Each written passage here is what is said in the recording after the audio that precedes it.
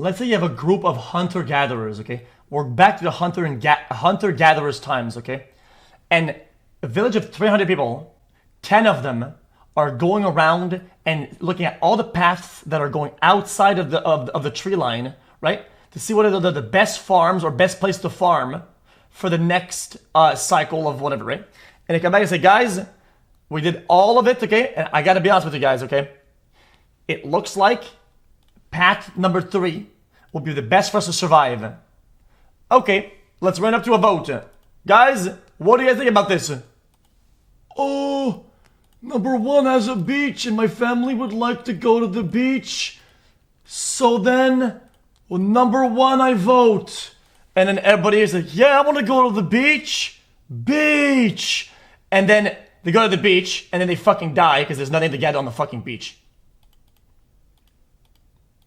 The people that know and are smart should take the real role of leaders and say, we're not fucking doing this shit. I'm not gonna let us die. Like, what?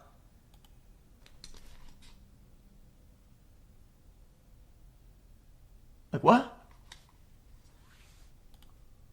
The people stung. Why should I have a say?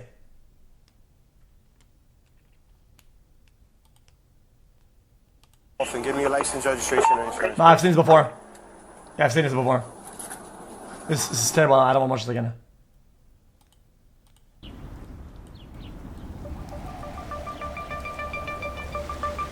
Have you heard the term Zuckassance?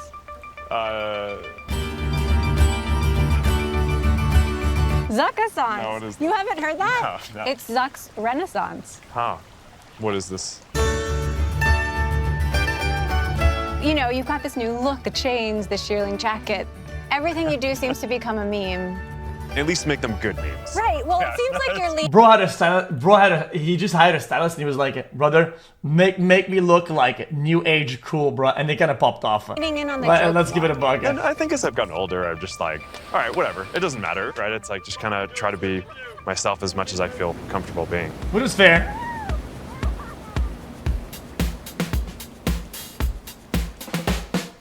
Mark Zuckerberg, the face of Facebook, has been under the bright lights for 20 years. On the offensive, buying Instagram, WhatsApp, and Oculus. And the defensive, battling a never-ending cascade of criticisms about the social, political, and business impacts of his expanding empire. Lately, though, Facebook Zuckerberg did have appears shortcomings. to be reinventing himself and his company. Meta's latest push is a major play to open source AI, in contrast to closed source competitors like OpenAI and Google. Zuckerberg predicts his company's newest AI models will have a profound impact on the progress of technology, business, and maybe the world. I've come to Meta HQ to get a glimpse of the real Zuck and the AI future he believes is the path forward. Holy! So, now you got the tall tee on found and an the oversized article. fit. Hold on. Yo, chat, today guys, I thought my t-shirt was too tall, but hold on. Chat, hold on. Yo, we're kind of looking like the same. Low key, I know, chat. Look, I got the same tallness on my sleeves. Dead ass. The Harvard Crimson going back to 2003. Mine's just too big, though. Okay. Where I you gotta were go one talking size about down. open source, Okay. like over 20 years ago. Really? So you've been thinking about this a really long time.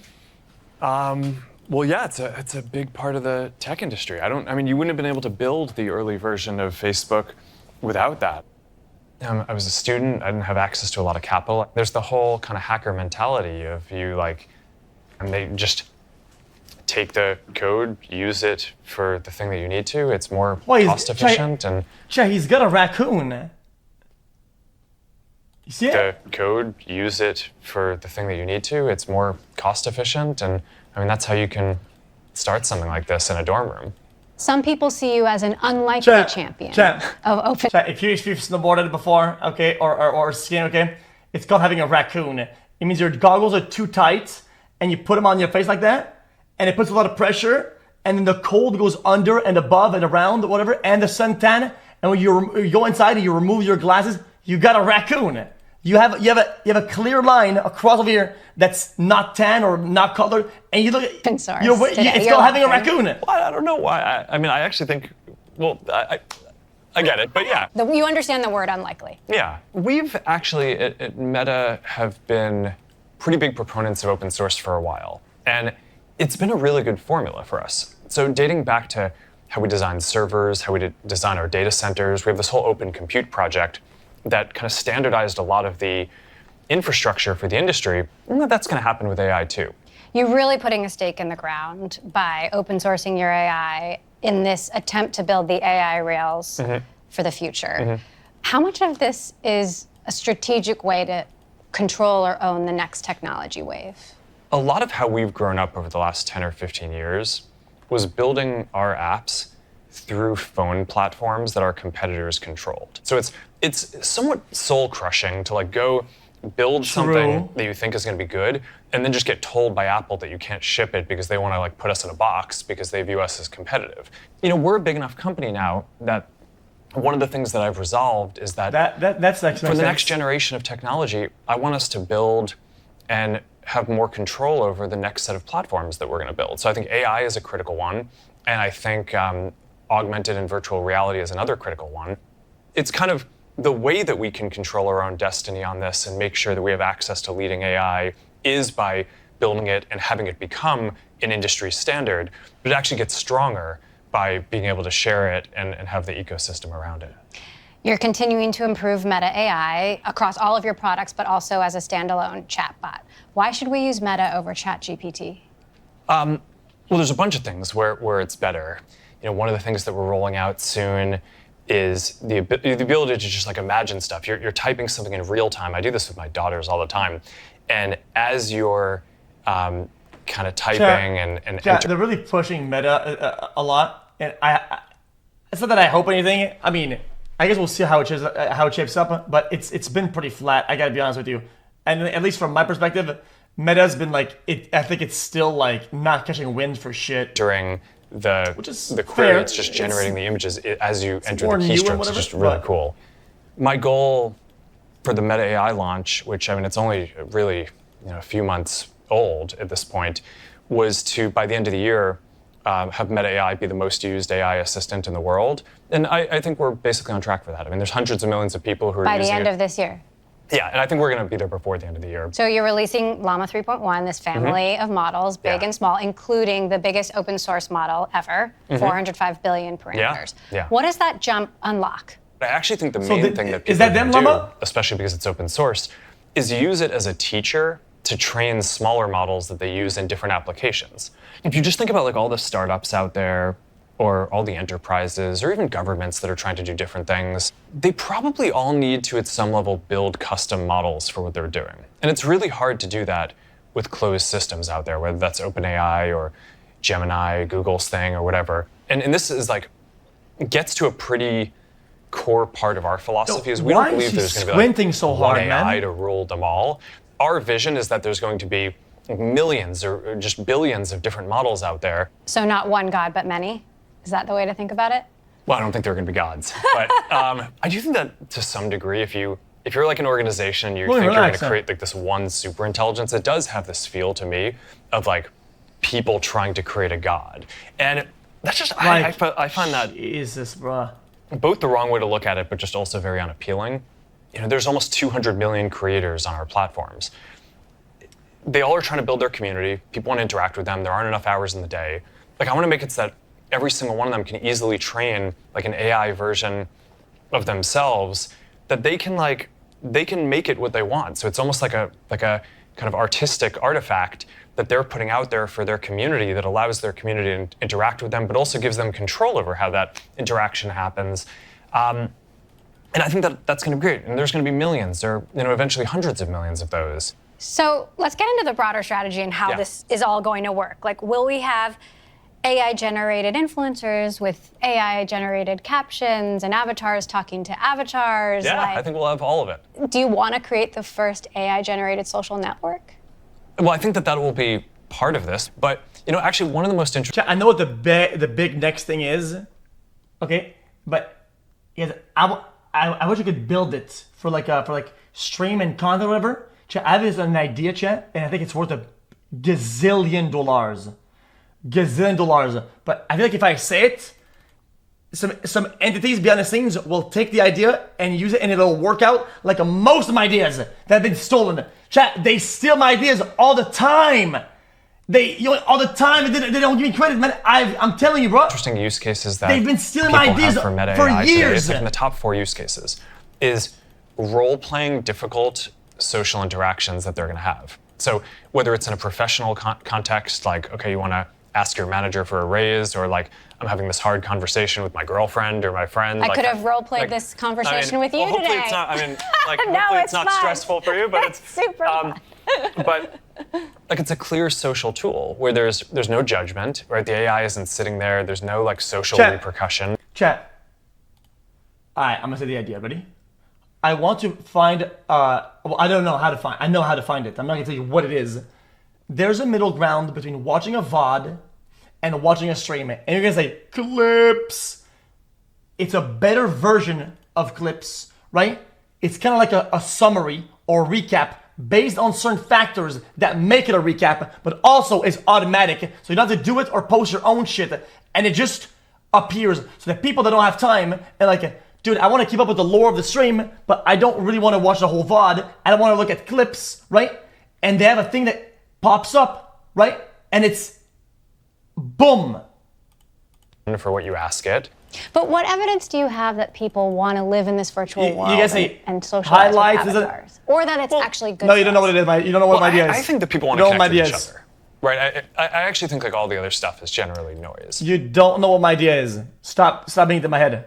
But It's a all the bazillion technology idea allows you dollar. to do that in a better and better way. Right? When I got started with Facebook, it was mostly text, and then there's been this whole kind of like technological evolution where we got smartphones that we could primarily be taking photos, and then the mobile networks got good, so then you could be kind of sharing video, and video is a lot richer, and consuming video is a better experience. I just don't think that's the end of the line. I think it gets more immersive. You renamed your company Meta. You're still pouring billions of dollars into the metaverse.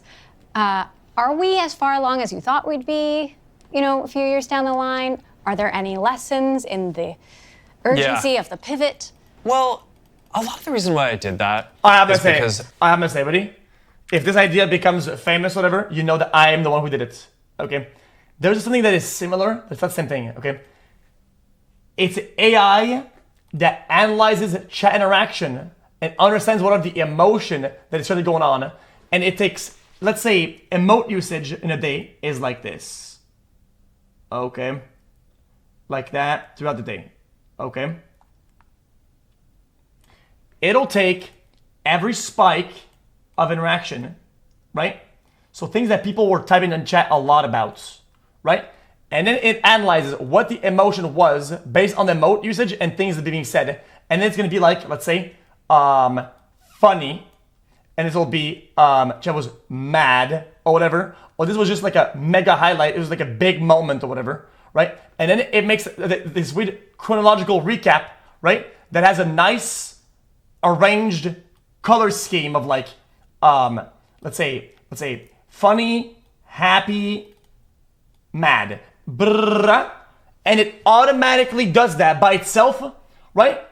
And it does this montage or collage of all moments instantly, right?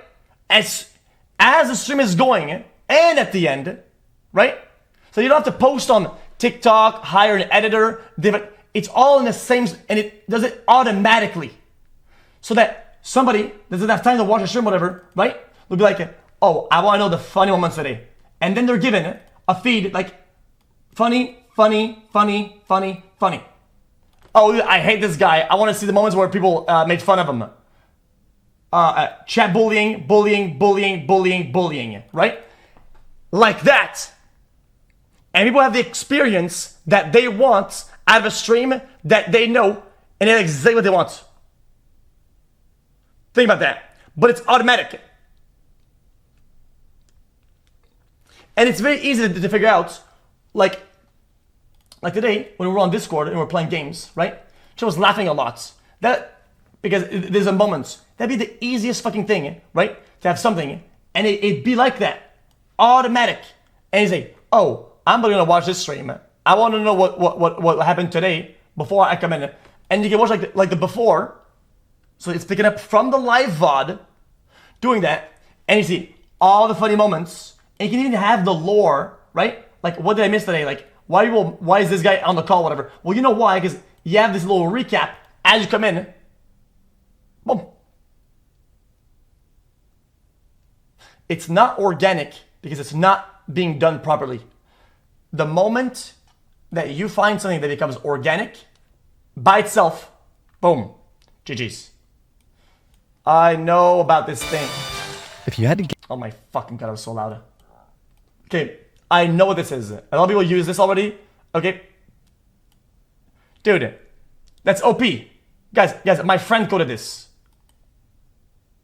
Guys, my friend coded this. Everybody uses this, and it's my friend who coded it. I know this. This is OP.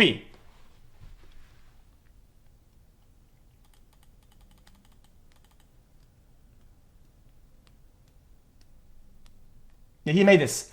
And I know people have been using that, right?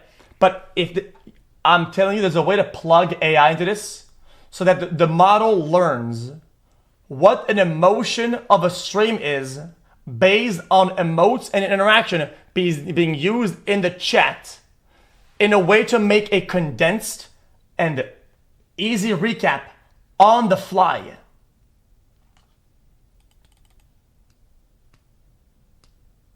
How am I weird?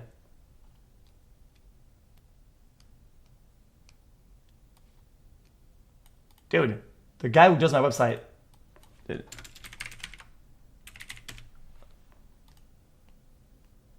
Because the guy who codes this is OP. Look, made by OP. Told y'all, I'm not making this up. Hold on. Well, this 2 years ago. Put on a bot that automates the XQc stream highlights.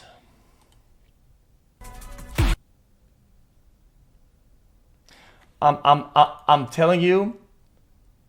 Look, these are like highlights, or whatever, and I get that. It's not like that. I think you're missing the point entirely.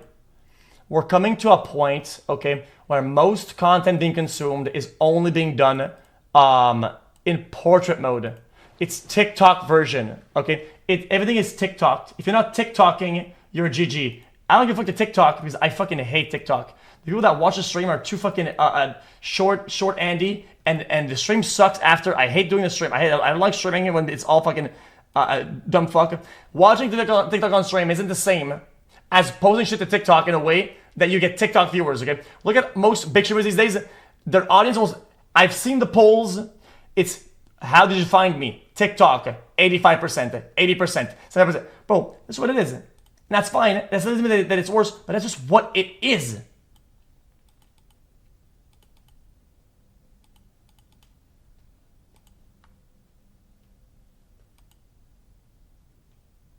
What?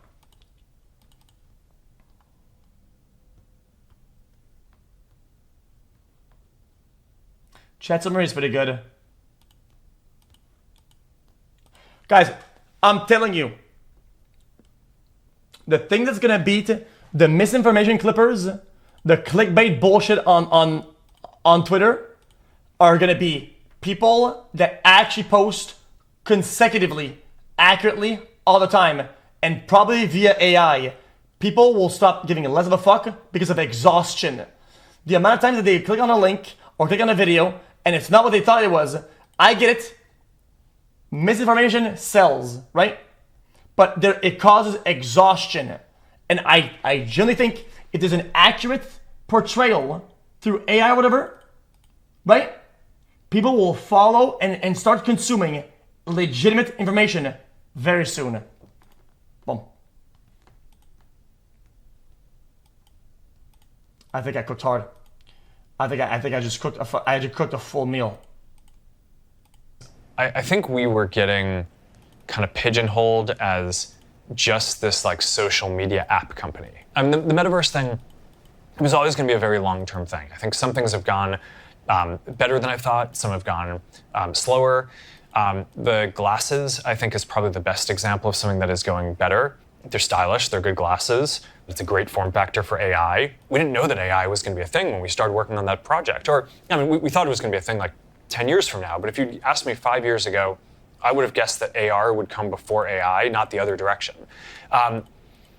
So some of this is just about kind of setting yourselves up to ride the different waves when they come in. Sequoia calls AI the $600 billion question. There's all this investment in chips and the infrastructure and the data centers, but when does it start paying off? Like, is it a bubble? And if not, like, when do you start seeing the money? I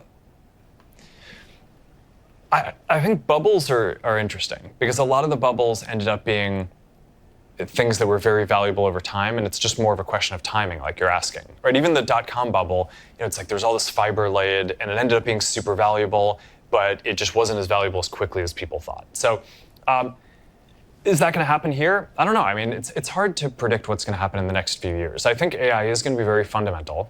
I think that there's a meaningful chance that a lot of the companies are overbuilt. Nobody has a product that is using AI in a way that's like outside the box. Nobody has a like they're trying with the fucking bullshit that you're carrying or the whatever, right? Nobody has an actual AI-based product that does something that we haven't seen before, whatever. Nobody's done that so far.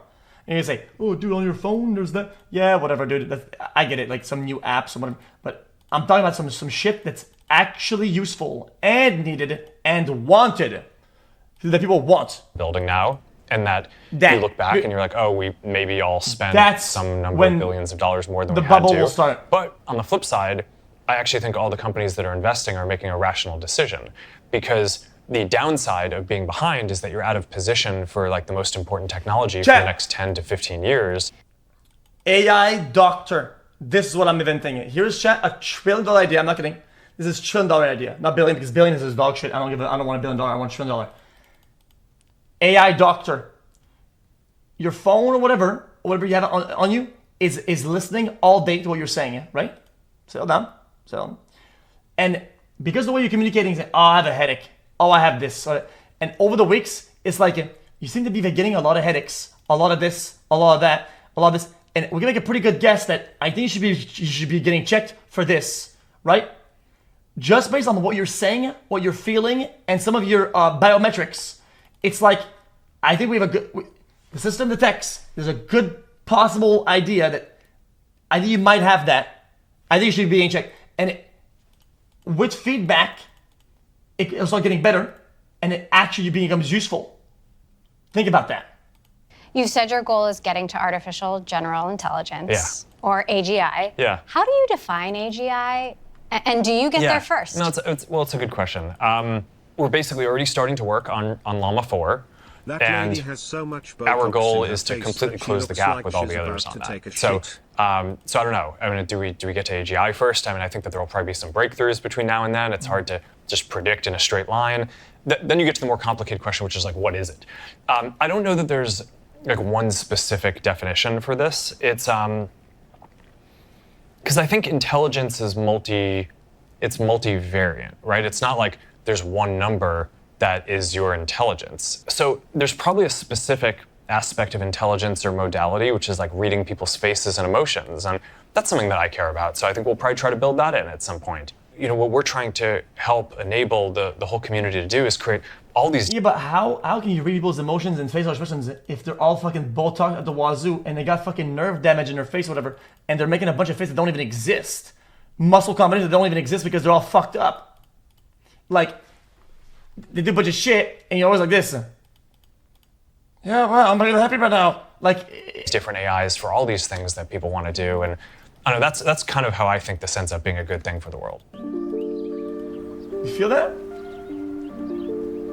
This place is so peaceful. Yeah, I mean, it's we just love being out in nature. Is this like your escape, your oasis from the real world, from your virtual the real world, and your virtual world? I don't know. I like being in Palo Alto and out there too, but it's just kind of nice to spend time up here over the summer and get the kids out on the lake and teach them some different sports. And I think that's all nice. What should kids be studying these days?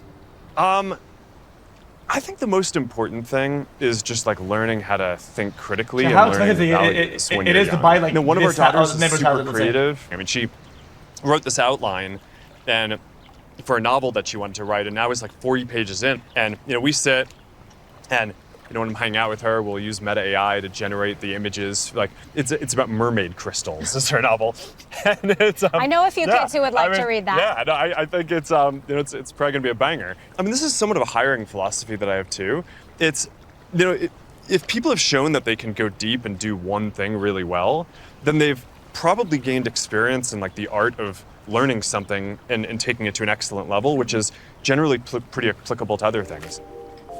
You go all in on everything you do, it seems like. How do you make time for it all? The sports, the side quests, the super engaged CEO, the being a dad. I actually think having balance between the different things that you do helps make you do all the things better. Yeah. I think I'm a pretty intense person, and Just kind of. I try to have some mercy on the people I work with and not focus too much energy on any one project, because I want to make sure that people have the flexibility and space to go do their thing. So yeah, no, I think that's part of like being an interesting and well-rounded person and learning. You guys are saying rich, but I do agree with that, and it makes sense, right? But I think over the years he's done a pretty good job at protecting the part of himself that was the most successful to what he was doing, right? And that's something that even the most rich people are having a hard time doing. Okay, and a lot of people that tell you to slow down, to do this or whatever, is to just keep the mindset that makes you succeed in what you do, and that's like very difficult. Is like you want to have different experiences. Yeah, I actually agree with myself with this.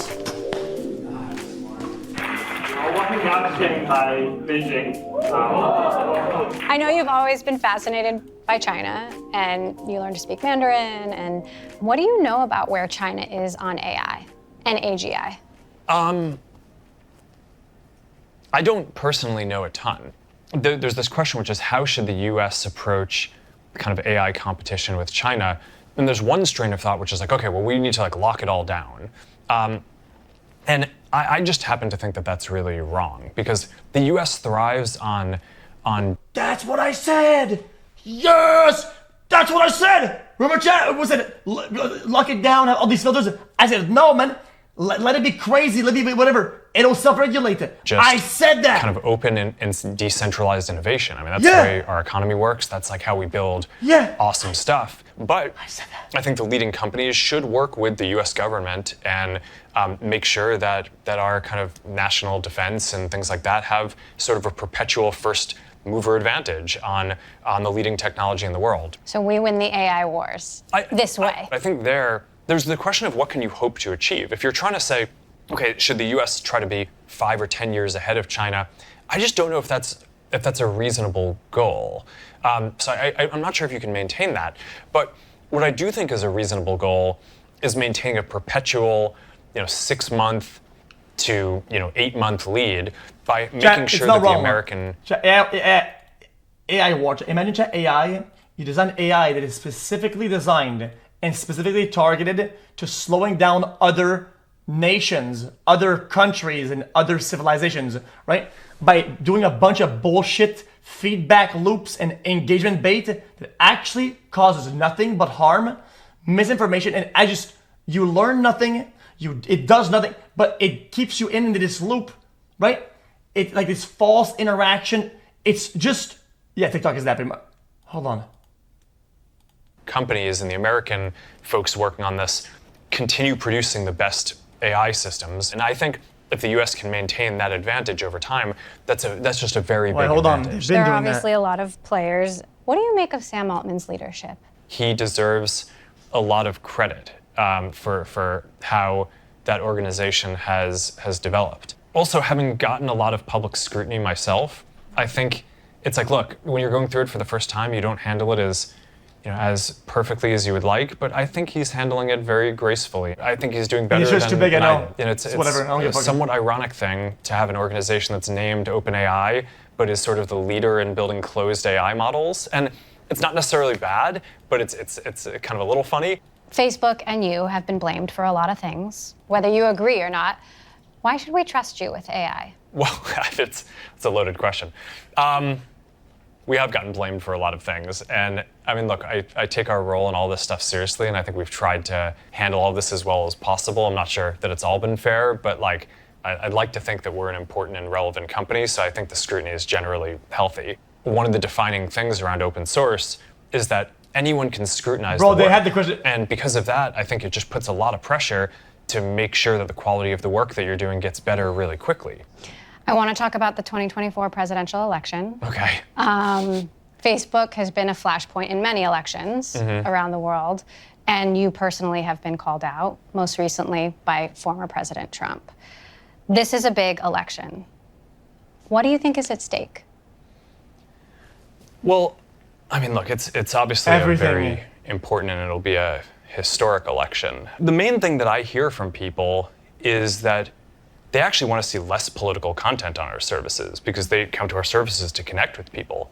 So, that's what we're going to do, where we give people control over this, but we're generally trying to recommend less political content. So I think you're going to see our services play less of a role in this election than they have in the past. I've done some stuff personally in the past. I'm not planning on doing that this time. And that includes, not endorsing either of the candidates. Now, look, there's obviously a lot of crazy stuff going on in the world. Seeing Donald Trump get shot get at up Elon after Musk. getting shot in the face and pump his fist in the air with the American flag is one of the most badass things I've ever seen in my life. But look, it's and I think, look, it's, at some level as an American, it's like hard to not get kind of emotional about that spirit and that fight. And I think that's why a lot of people like the guy. But I view our role here is to make it so that everyone can express their views on this stuff. And I think that's probably the best role that we can play. We're facing a crisis. It's not Al Glaze. Listen, objectively, if you've seen anybody else do that you agree more with, whatever, even somebody you agree, you're neutral about that does that, you say it's badass, it's fucking aura, it's this, it's that, it's that, it's that. But I disagree with this person, therefore it's not that. Bro, you don't even agree with yourself. Come on, bro. Come on, bro. And mental health, You especially don't even agree in with yourself, man. teenagers. Come on, man. The Surgeon General is now calling for a warning label on social media, saying that it's partially to blame. With everything that you know now, does he have a point? There's clearly an issue with mental health in the country. So I think that's like a really important thing. And for kids and teens, it's especially important. And I think the focus on that is right. I have 3 young girls, and being a parent is hard. And you care, you just want to make sure that they have good lives. And saying as a famous person isn't different. I think this mindset is pretty flawed.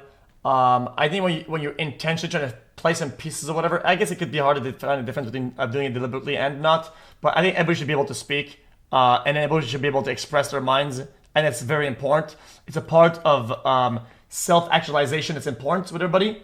You like doing it. People like doing it. It's an important part of who they are and how to develop. And you shouldn't take that away from them because they're famous or whatever. I think that's fucking brain dead. That's a stupid fucking thing to say, I think. So, from that perspective, what I aim for us to do is build our services in a way that's aligned with parents, giving them the controls that they need to basically oversee how the services work for their kids. What the data says today is a little bit different from what the basic meme is that's out there. I think a lot of people kind of act as if there's been this proven connection between these, and I just don't think that the science supports that today. It might be that kind of phones have an issue, right? If you're getting you're getting notified for something, or it's buzzing you and it's preventing you from sleeping. That is different from social media. But look, there are clearly issues here across society, and we want to make sure we're part of the solution to that. Mm-hmm.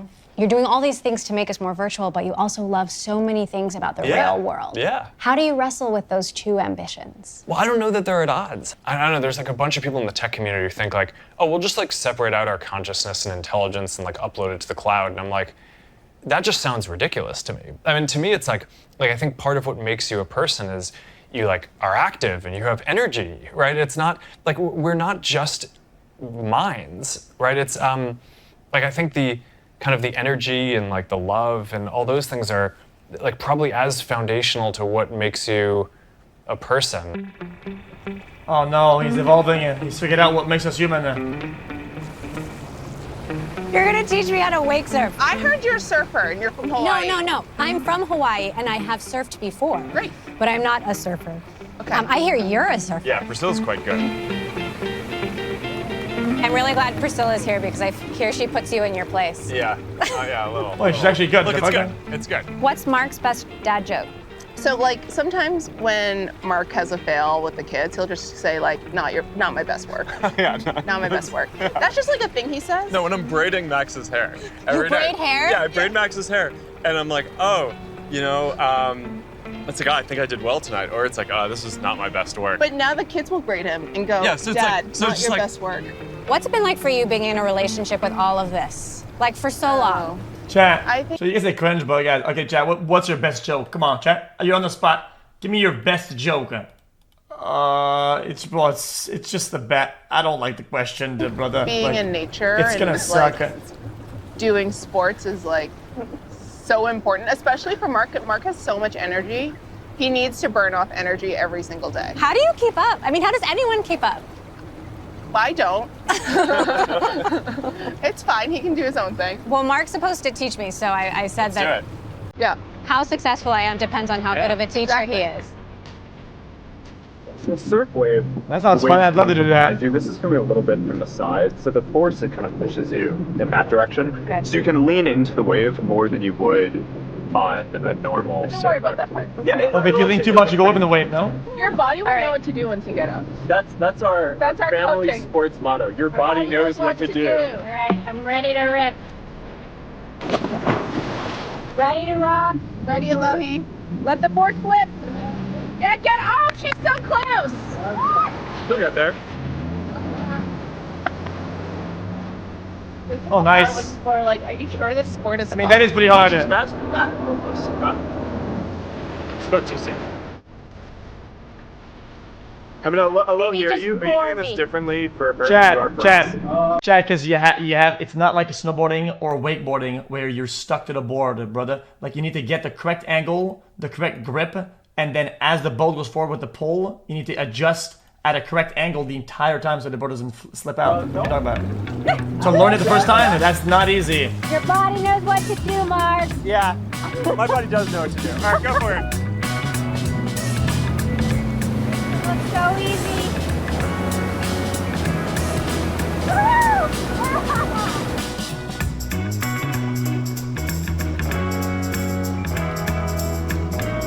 Holy. There you go. Now point the nose in here. Yeah, I was about to say, oh god. You've been at this for 20 years. How long do you want to keep doing this? Like, you have all this. Surfing is fun, fighting is fun, building things is really fun. At this point, I kind of think about what I'm building in terms of like a 10 or 15 year chapters. I think like AI is going to take 10 or 15 years to fully materialize, as will all the work in the next computing platforms that we're doing. Yeah, I also My said guess that. is that over that period of time, the next set of things will emerge. With tech in general, bigger picture, it almost seems like we're running Remember, this I massive said experiment that. on ourselves. Like, how does it all end?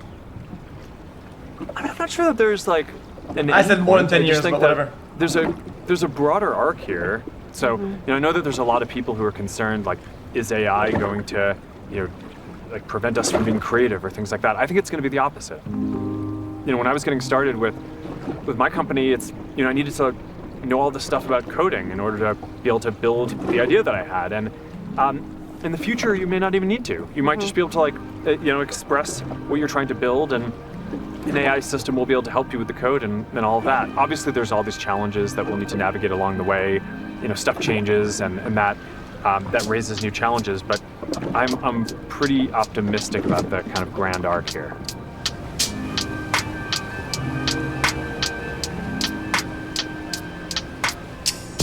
So I have an idea about how to protect us. I brought you some sunscreen. This is like about the amount of sunscreen that I need. So Yeah, well, I think we're definitely entering the last kind of wave of like how creative you can be. I feel like being creative now with some of the more like kind of boring fields like coding or whatever, I still think there's a lot of value in creativity to find the next what is needed. What is it? It's like when you think about, it's like whenever you're playing Zelda and then you get the gloves that push the rock and you say, oh my god, hold on. there was a rock over here, rock over there, rock over there. I'm gonna go back and push that rock, whatever, right? I feel like even though a lot of things are gonna be kind of automated and AI and shit like that, right? There is still some rocks that we haven't thought about or figured out to use the knowledge that we now have and AI that we have to go to these rocks and then put that in. But that takes creativity to remind yourself and to find where those rocks are. And I think once we get past that, I think, I think there's less place for like being creative with the shit like that though.